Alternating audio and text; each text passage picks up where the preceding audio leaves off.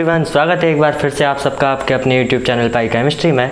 आशा करता हूँ आप सब लोग इस कोरोना के मौसम में अच्छे होंगे, स्वस्थ होंगे और अपनी पढ़ाई को लगातार कर रहे होंगे। जैसा कि जेईई और नीट का पेपर पास में आने वाला है, तो आज हम आपको आईयूपीएसी जो अभी तक हमने पढ़ लिया था उसको आगे क्वेश्चन प्रैक्टिस करते हैं। तो आज अपना ये फिनिश हो जाएगा पूरा चैप्टर। इसके बाद हम अपना नया टॉपिक उठाएंगे। क्लियर? तो आज का हमें जो क्वेश्चन प्रैक्टिस करनी है वो अपने प्रीवियस ईयर क्वेश्चंस पेपर से भी कुछ क्वेश्चंस लिए हैं और कुछ क्वेश्चंस मैंने अपने मन से खुद से बनाए हैं। तो देखते हैं हम लोग अपनी क्वेश्चन प्रैक्टिस स्टार्ट करते हैं। क्लियर? तो आज का जो आपका पहला क्वेश्चन है वो है COOH SO3H CONH2 and CHO। ये आपके चार फंक्शनल ग्रुप दिए गए हैं। इन चार फंक्शनल ग्रुप को आपको डिक्रीजिंग ऑर्डर में लगाना है। डिक्रीजिंग ऑर्डर ऑफ प्रायोरिटी के डिक्रीजिंग ऑर्डर में लगाना है। क्लियर? ये चार फंक्शनल ग्रुप हैं। तो जो हमने प्रायोरिटी टेबल बनवाई थी आपको पिछले क्लास में, तो ये क्वेश्चन उसी से हो जाएगा। बहुत इजी क्वेश्चन है। जिसको प्रायोरिटी टेबल याद कर ली होगी जिसने उसको इजीली बन जाएगा। तो हमने देखा था कि उस प्रायोरिटी टेबल में सबसे ऊपर अपना COOH ग्रुप था, यानी इसको हम लोग कार्बोक्सिलिक एसिड भी बोलते हैं। उसके बाद हमारा SO3H आया था, फिर हमारा एसिड एनहाइड्राइड आया था, फिर ईस्टर आया था, फिर एसिड क्लोराइड आया था। क्लियर? एसिड क्लोराइड के बाद अपना एमाइड ग्रुप आया था, तो फिर एमाइड की बारी आ जाती है यहाँ पे। क्लियर? उसके बाद फिर अपना साइनाइड आया था, फिर अपने ग्रुप आए थे एल्डिहाइड। क्लियर? तो लास्ट में कौन सा आया यहाँ पे? Aldehyde group. तो यहाँ पे हम लोग देख सकते हैं कि सबसे कम प्रायोरिटी किसकी है? CHO की। तो डिक्रीजिंग ऑर्डर में अपन लोग को ये क्वेश्चन करना है सॉल्व, तो सबसे ज़्यादा किसकी हो जाएगी? तो इसको हम लोग कैसे कर सकते हैं? इसको हम लोग ये लिख सकते हैं। मैं यहाँ पे आपको सीधा सीधा लिख देता हूँ।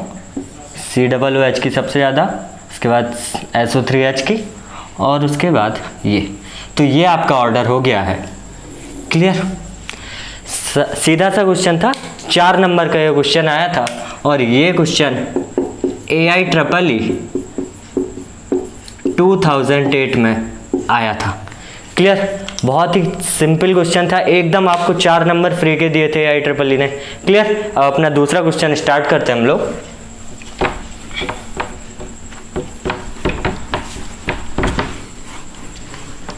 अपना दूसरा क्वेश्चन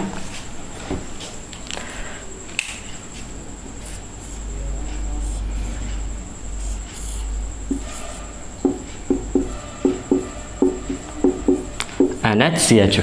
इसका आईयूपीएसी नेम लिखना है हम लोग को। क्लियर?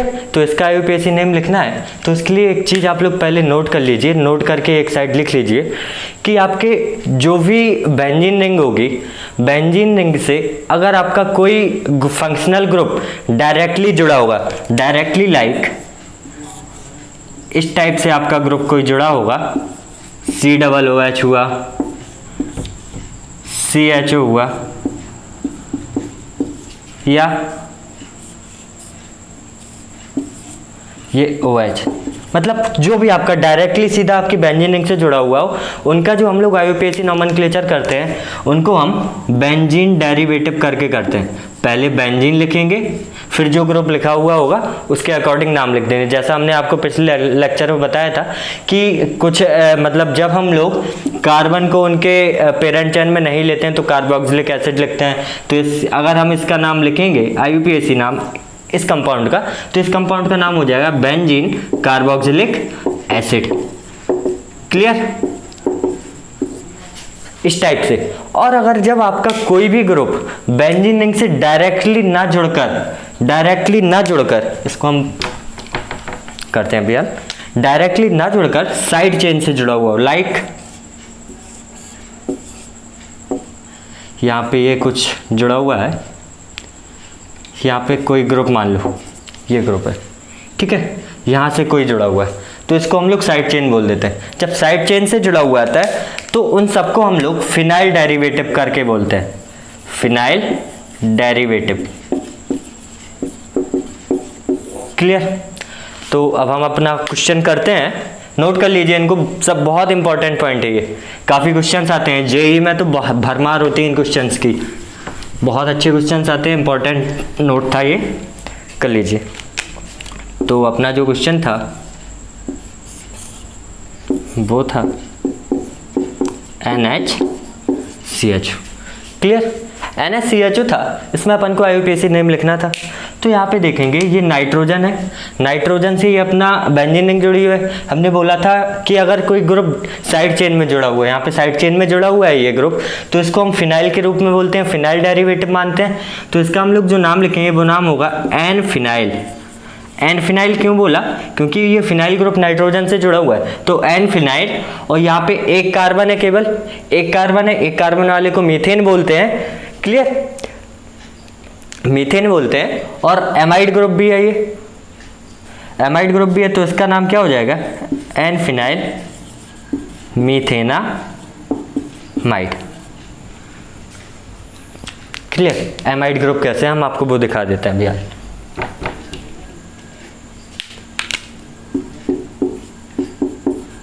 ऐसे लिखेंगे, हो गया है एमाइड ग्रुप, क्लियर। तो एन फिनाइल मीथेनामाइड, ये इसका नाम हुआ।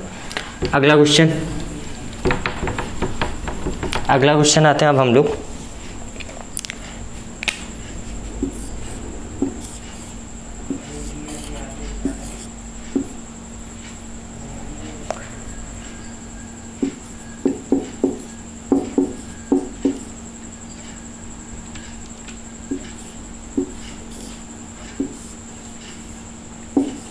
ये क्वेश्चन है अपना, ये अपना ईस्टर हो गया।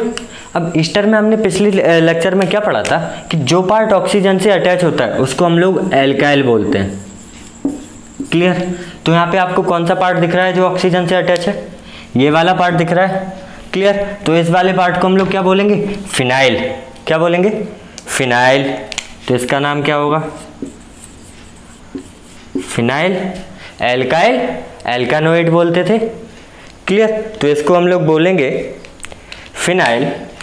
अब लेकिन इसमें जो ये कार्बन है, जो कार्बन है वो मेन चेन में नहीं हो रहा है, तो जब मेन चेन में नहीं होता तब उसको क्या बोलते हैं? Benzene carboxylate, clear. Alkane carboxylate करके बोला था हमने, एल्केन कार्बोक्सिलेट करके बोला था हमने। तो इसका हम लोग नाम क्या लिखें? फिनाइल। बेंजीन रिंग है तो बेंजीन और कार्बोक्सिलेट, क्लियर। ये अपना एक एग्जाम्पल हुआ। अब अगला एग्जाम्पल करते हैं हम लोग। तो अगला एग्जाम्पल अपने सामने ये है। अब इसमें हम लोग देख सकते हैं कि जब ईस्टर का ऑक्सीजन ईस्टर के एल्काइल ग्रुप से जुड़ा हुआ था तो उसको हम लोग एल्कोक्सी कार्बोनिल बोलते हैं। और अगर ईस्टर का ऑक्सीजन किसी दूसरे एल्काइल ग्रुप से जुड़ा हुआ होता है तो उसको हम लोग एल्केनॉइल ऑक्सी बोलते हैं, क्लियर। तो यहाँ पे तो ये ईस्टर का ऑक्सीजन ईस्टर के एल्काइल ग्रुप से जुड़ा हुआ है और यहाँ पे ईस्टर का ऑक्सीजन दूसरे ग्रुप से जुड़ा हुआ है। तो 5 पे यहाँ पे क्या बोलेंगे हम लोग? एल्कोक्सी कार्बोनिल करके बोलेंगे। अब एल्क का मतलब कितने कार्बन है उस हिसाब से, तो यहाँ पे 2 कार्बन हो रहे हैं, 2 कार्बन हो रहे हैं, तो इथॉक्सी बोलेंगे 2 वाले को। तो 5, इसका नाम क्या होगा? 5 एल्कोक्सी कार्बोनिल, तो ethoxy carbonyl, clear.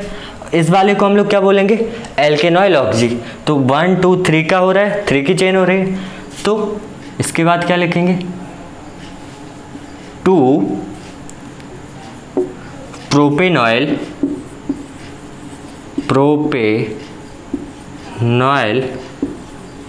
Oxy cyclohexane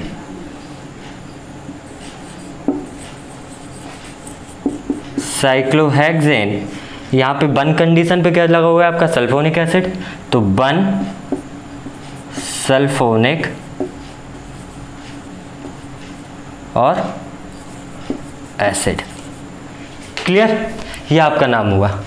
चलते हैं, समझ में आ गया? सबको क्लियर हो गया? ठीक है। अब अगले क्वेश्चन पे आते हैं हम लोग। अब अपने पास एक क्वेश्चन ये रहा, बहुत ही अच्छा क्वेश्चन है। अब हम आपको इस क्वेश्चन से सिखाएंगे कि पेपर में आपको ऑप्शन से सही आंसर कैसे निकालना है, क्लियर। ठीक है, तो आपके पास ये क्वेश्चन रहा। इस क्वेश्चन में आपको पूछा गया है कि 4 ऑप्शन दिए गए हैं और पूछा गया है कि इस कंपाउंड का IUPAC नेम क्या है। तो इस कंपाउंड का जब हम IUPAC नेम लिखेंगे तो आप जानते हैं कि OCH3 और NO2 अपने क्या है, प्रीफिक्स की तरह काम करते हैं। क्लियर, सब्स्टिट्यूएंट की तरह काम करते हैं। तो जो इनको हम लोग हमेशा पहले लिख देते हैं, सब्स्टिट्यूएंट में प्रीफिक्स की तरह लिखते हैं। तो अब ये अपना जो CHO है वो अपना एल्डिहाइड ग्रुप है। क्लियर, एल्डिहाइड ग्रुप है तो इन दोनों से प्रायोरिटी हमेशा एल्डिहाइड को ज़्यादा मिलेगी। तो 1 2 3 4 ये हमने कर लिया। अगर हम ये भी नहीं करते तब भी आपके ऑप्शन से आंसर आ जाता। क्लियर, कैसे, इसको मिथॉक्सी बोलते हैं और इसको नाइट्रो बोलते हैं। क्लियर, अब यहाँ पे देखो 4 नाइट्रो, ये 4 नाइट्रो और 2 पे मिथॉक्सी।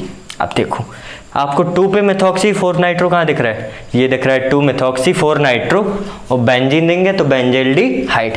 क्लियर, तो अपना पहले ही ऑप्शन सही हो गया।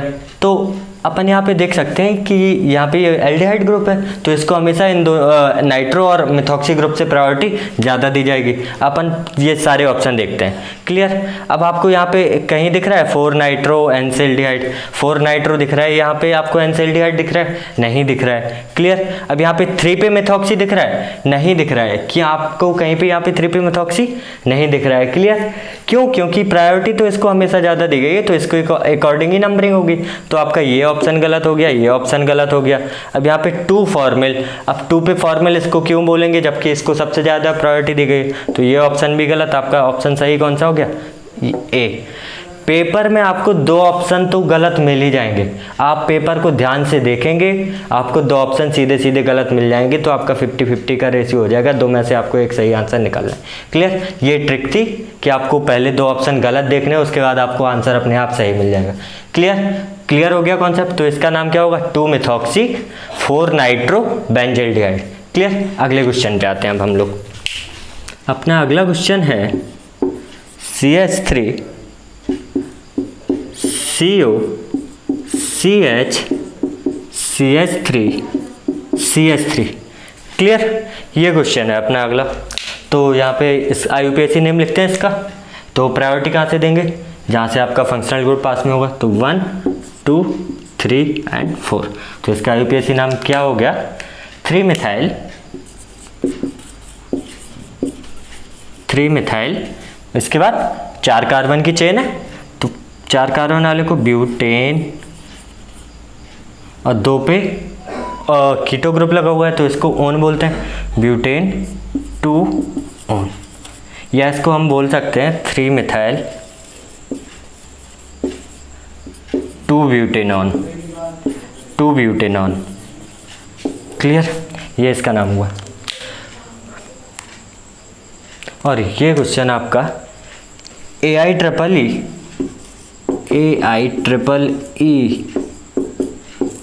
2004 में आया हुआ क्वेश्चन था। इतना सरल क्वेश्चन AIEEE दे रही है आपको। पिछले लेक्चर में भी हमने बताया था आपको कि AIEEE ने कितने सरल क्वेश्चन दिए थे। इस बार भी बता रहा हूँ कि AIEEE कितने सरल क्वेश्चन देती है। क्लियर, अगला क्वेश्चन करते हैं हम लोग।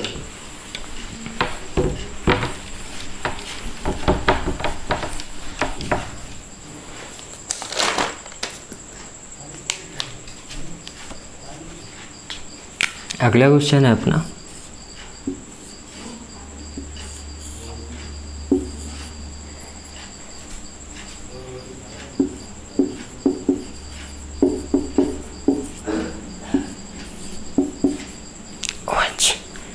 क्लियर, ये अपना क्वेश्चन है, सरल क्वेश्चन है। काउंटिंग करेंगे 1 2 3 4। अब 4 पे क्या लगा हुआ है, अल्कोहल ग्रुप। अल्कोहल को क्या लिखते हैं प्रीफिक्स में, हाइड्रोक्सी। तो 4 हाइड्रोक्सी। इसको फिनाइल बोलेंगे। क्यों बोलेंगे फिनाइल, क्योंकि ये साइड चेन का काम कर रहा है, साइड चेन में लगा हुआ है फंक्शनल ग्रुप। तो फिनाइल, और यहाँ पे 2 कार्बन की चेन है तो, और एल्डिहाइड ग्रुप लगा हुआ है तो एल्डिहाइड ग्रुप के लिए एल लगाते हैं, 4 हाइड्रोक्सी फिनाइल एथेनल। क्लियर, ये आपका आंसर हुआ है इसका।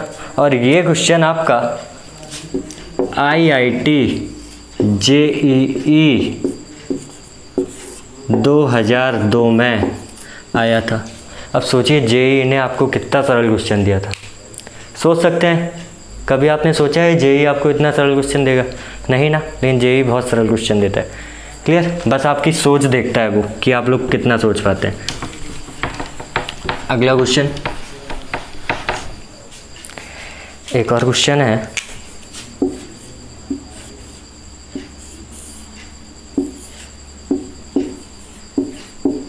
COOH NH2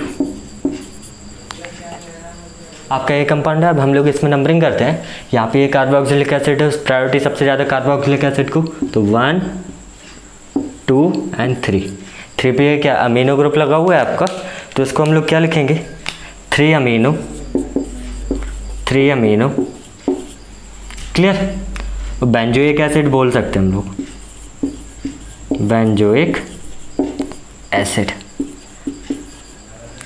इसके आप एक नाम और लिख सकते हैं, 3 अमीनो, जो हमने बोला था जब कार्बन को पेरेंट चेन में नहीं लेते हैं तो क्या बोलते हैं? बेंजीन कार्बोक्सिलिक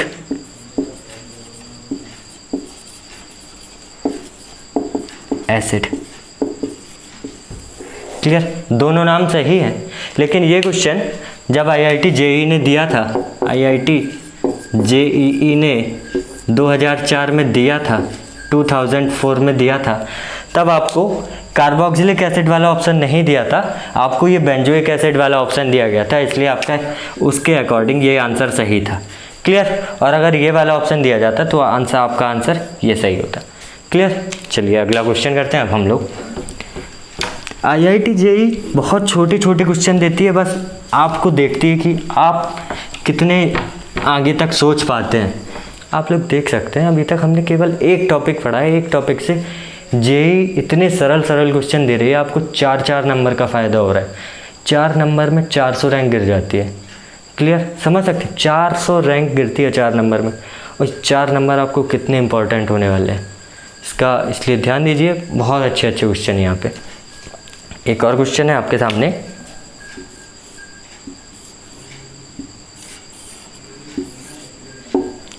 SO3H और यहाँ पे ये CH3। क्लियर? ये क्वेश्चन है, इसकी काउंट करेंगे। SO3H प्रायोरिटी में दूसरे नंबर पे आता है, तो 1 2 3 एंड 4, तो इसका नाम क्या लिखेंगे हम लोग? 4 मिथाइल बेंजीन सल्फोनिक एसिड। कितना सरल क्वेश्चन था ना? था, 1 मिनट भी नहीं लगा, क्वेश्चन सॉल्व हो गया। क्लियर? ये क्वेश्चन बताएं कब आया था? ये क्वेश्चन JEE 2005 में आया है। JEE 2005 में आया। क्लियर? लगातार 3 क्वेश्चन कराए, तीनों एकदम इजी क्वेश्चन आए। क्लियर? अगला क्वेश्चन, अब कुछ क्वेश्चन आपको होमवर्क के लिए देते हैं, उसके बाद 1-2 क्वेश्चन और कराएंगे, अपना लेक्चर कंप्लीट हो जाएगा, सारे क्वेश्चन अपने सॉल्व हो जाएंगे। क्लियर? आपके लिए क्वेश्चन है C6H5COCl, IUPAC नेम लिखना है इसका, एक क्वेश्चन। दूसरा क्वेश्चन 2,3 डाईमिथाइल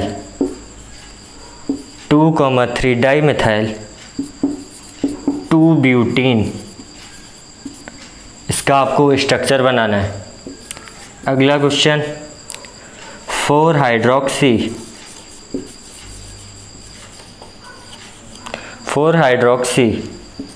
3-मिथॉक्सी पेंटेनल।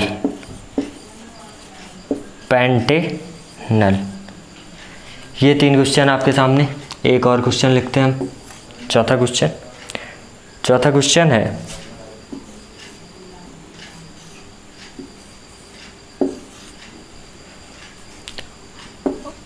OHCnBr, इसका IUPAC नेम लिखना है। क्लियर? ये 4 क्वेश्चन आपको सॉल्व करने हैं और अपना लगभग IUPAC फिनिश हो गया। हमने सफिशिएंट क्वेश्चंस की प्रैक्टिस कर ली है। जेई में इतने सरल सरल क्वेश्चंस आते हैं, बहुत सरल क्वेश्चन आते हैं जेई में। क्लियर। एक क्वेश्चन और करते हैं हम लोग, अच्छा क्वेश्चन है ये भी। HC और O, क्लियर।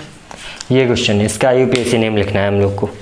क्लियर। इसका यूपीएससी नेम लिखना है तो 1 2 3 4 5 एंड 6। तो इसका नाम हम लोग क्या लिखेंगे? 3 पे कीटो ग्रुप लगा हुआ है, कीटोन ग्रुप लगा हुआ है। कीटोन ग्रुप को हम लोग कीटो लिखते हैं जब प्रीफिक्स लिखते हैं तो 3 कीटो, 3 कीटो। क्लियर। इतने सरल क्वेश्चन है ना, सोचा नहीं होगा आपने। 3 कीटो, उसके बाद क्या है? 6 कार्बन की चेन है। क्लियर। 6 कार्बन की चेन है, यहाँ पे भी एक अपना सब्स्टिट्यूएंट लगा हुआ है, 2 मिथाइल लगा दिया। 3 कीटो 2 मिथाइल। अब 6 कार्बन की चेन है तो हेक्स, हेक्स। 4 पे अपना डबल बॉन्ड लगा हुआ है तो 4 इन, और यहाँ पे ये क्या है? अल, एल्डिहाइड ग्रुप है तो 1 अल। हो गया क्वेश्चन, खत्म क्वेश्चन। यह क्वेश्चन नीट 2017 में 4 मार्क्स के लिए आया था। अपना यूपीएससी फिनिश हुआ, और जो भी आप लोग को डाउट हो वो आप लोग कमेंट बॉक्स में डाल दीजिएगा। मैं आपके कमेंट बॉक्स में क्वेश्चन देख के आपको नेक्स्ट क्लास में उसका डाउट क्लियर कर दूंगा। ठीक है। तो अपना आप लोग देख सकते हैं कि हम लोग ने केवल एक टॉपिक कंप्लीट किया है। एक टॉपिक से हम लोग ने जेई तक के क्वेश्चन काफ़ी हद तक कंप्लीट कर लिए हैं। 4 नंबर बहुत इंपॉर्टेंट रखते हैं आपकी लाइफ में। 4 नंबर से आपकी 400 रैंक गिर जाती है, और 400 रैंक में आपको आपकी सोच का IIT या NIT नहीं मिल पाता है। इसलिए हर एक छोटे छोटे बेसिक पे फोकस कीजिए। आप जितना ज़्यादा बेसिक पे फोकस करेंगे आपको आगे उतना ही ज़्यादा फ़ायदा होगा। और आप लोग सारे लेक्चर देख लीजिए मेरे IUPAC के। आप लोग को IUPAC में कभी कोई दिक्कत नहीं आएगी, कभी भी आपको IUPAC में कोई भी प्रॉब्लम नहीं आएगी। तो अगर आपको वीडियो अच्छा लगा हो तो लाइक कीजिए, सब्सक्राइब कीजिए, शेयर कीजिए। और एक बात और कि जो आपको IUPAC का अभी तक हमने आपको नोट्स दे दिए थे, उसके आगे के नोट्स आपको डिस्क्रिप्शन में लिंक दे दी जाएगी, तो वहाँ से आप लोग डाउनलोड कर सकते हैं। Thank you.